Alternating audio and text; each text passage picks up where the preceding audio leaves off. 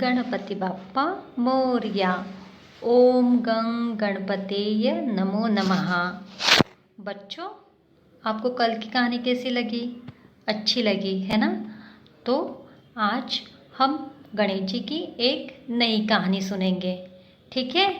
बच्चों, आपको पता है गणेश जी के बहुत सारे नाम हैं।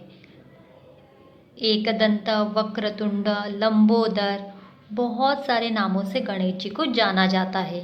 गणेश जी का एक नाम है एकदंत। आज हम गणेश जी को एकदंत क्यों कहा जाता है, पता है आपको? नहीं पता?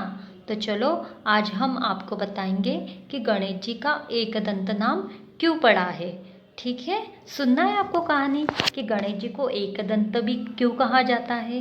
तो चलो हम कहानी शुरू करते हैं। एक बार देवी पार्वती और भगवान शिव कक्ष में शयन कर रहे थे। एक बार गणेश जी की माता पिता मतलब देवी पार्वती और भगवान शिव अपने कक्ष में मतलब अपने कमरे में शयन कर रहे थे, मतलब आराम कर रहे थे, है ना?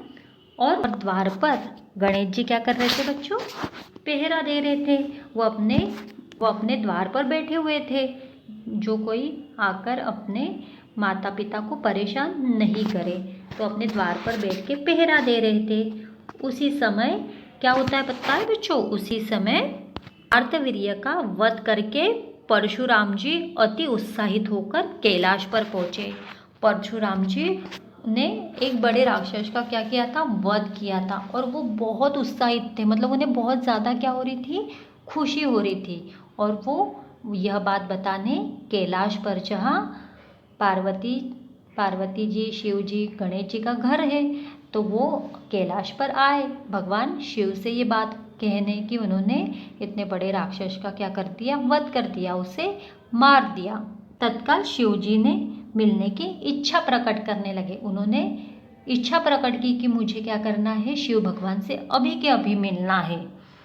लेकिन गणेश जी ने परशुराम जी को शिव के पास कक्ष में जाने से रोक दिया। परंतु गणेश जी ने परशुराम जी को अपने पिताजी के कक्ष के पास जाने से रोक दिया, मना कर दिया कि आपको अभी अंदर जाने की आज्ञा नहीं है। मेरे पिताजी क्या कर रहे हैं? अंदर शयन कर रहे हैं, आराम कर रहे हैं। तो उन्होंने परशुराम जी को बिल्कुल मना कर दिया कि आपको अंदर नहीं जाते आएगा। गणेश जी के रोकने पर परशुराम जी क्रोधित हो उठे। परशुराम को बहुत ज़्यादा गुस्सा आया। परशुराम को इतना क्रोध आया कि उन्होंने क्या किया कि गणेश जी से युद्ध करना शुरू कर दिया, लड़ना शुरू कर दिया। युद्ध शुरू हो गया वहाँ। गणेश जी से पराजित होने पर, अब गणेश जी तो बहुत संपन्न थे, जैसे हमने कल की कहानी में पढ़ा था कि भगवान शिव ने उन्हें बहुत सारी शक्तियाँ दी थी, तो वो बहुत सारी शक्तियों से बहुत संपन्न थे, उनके पास बहुत सारी शक्तियाँ थी। तो परशुराम जी को उन्होंने क्या कर दिया बच्चों? पराजित कर दिया, मतलब हरा दिया। शिव जी द्वारा दिए परशु से गणेश जी पर प्रहार कर दिया। अब उन्होंने क्या किया? परशुराम जी ने, पता है आपको?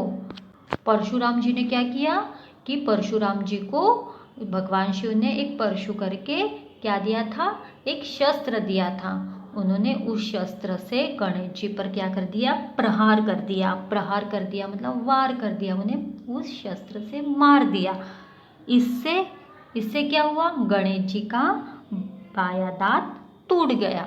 बायां दांत उनका क्या हो गया? उस शस्त्र से गणेश जी का बायां दांत टूट गया। और तब से गणेश जी एकदंत कहलाने लगे। एकदंत मतलब सिर्फ एक ही दांत, एक दांत गणेश जी का क्या हुआ है? टूटा हुआ है। इसलिए गणेश जी का तब से नाम क्या हुआ बच्चों? एक गणेश जी फिर एकदंत नाम से भी पहचानने लगे, है ना? तो कैसी लगी बच्चों आपको कहानी हमारे गणपति बाप्पा की? अच्छी लगी ना? कल एक नई कहानी के साथ मिलेंगे हम, ठीक है? फिर से एक बार हम ज़रूर बोलेंगे, गणपति बाप्पा मोरया, मंगल मूर्ति मोरया। धन्यवाद बच्चों।